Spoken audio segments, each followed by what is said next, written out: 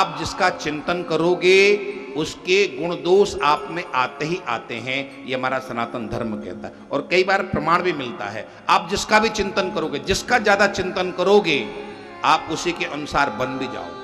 हमारे यहाँ चिंतन बहुत महत्वपूर्ण है, और केवल हमारा सनातन धर्म नहीं कहता है, आज का विज्ञान भी इस बात को मानता है कि चिंतन बहुत महत्वपूर्ण है। आप जैसा चिंतन करते हो आप वैसे ही बन जाते हो।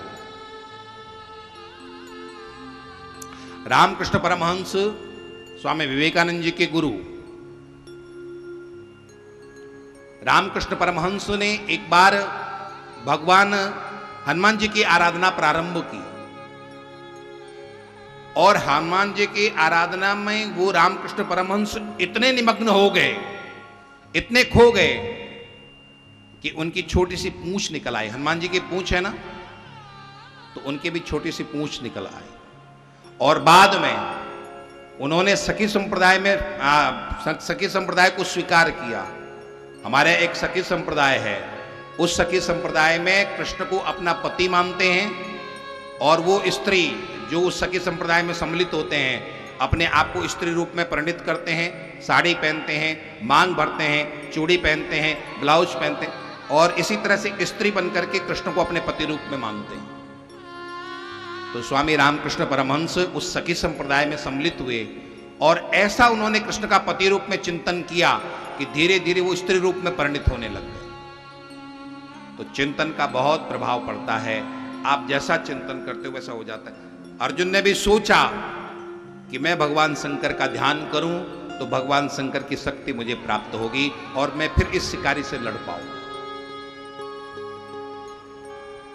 रामचरितमानस में एक प्रसंग आता है, राम जी जब 14 वर्ष के लिए जंगल को गए, भाई भरत को पता चला, तो भाई भरत लेने के लिए राम जी को गए कि नहीं आप जंगल नहीं, जंगल मैं जाऊं, आप तो राम इस अयोध्या के सिंहासन पर बैठो।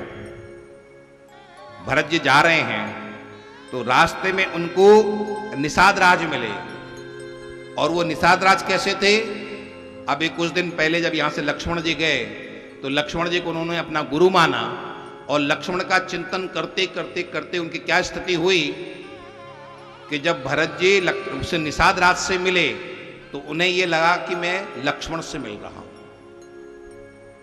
बाबा तुलसी ने वहां पर लिखा है, करत दंडवत देखत ही भरत लिए उर्लीन, मनहु लखन संग भेंट भई प्रेम न हृदय संग। ऐसा लग रहा था कि मैं सीधे लक्ष्मण से मिला हूं। क्यों?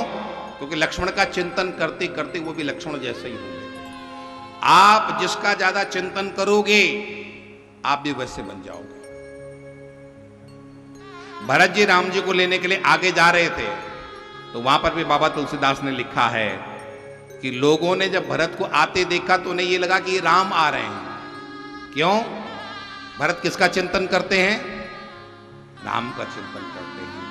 आप जिसका भी चिंतन करोगे आप वैसे हो जाओगे। इसलिए आप लोगों ने देखा होगा जो दुष्ट लोग होते हैं ना, वो दुष्टता का चिंतन करते करते उनके चेहरे पर दुष्टता झलकने लग जाती है।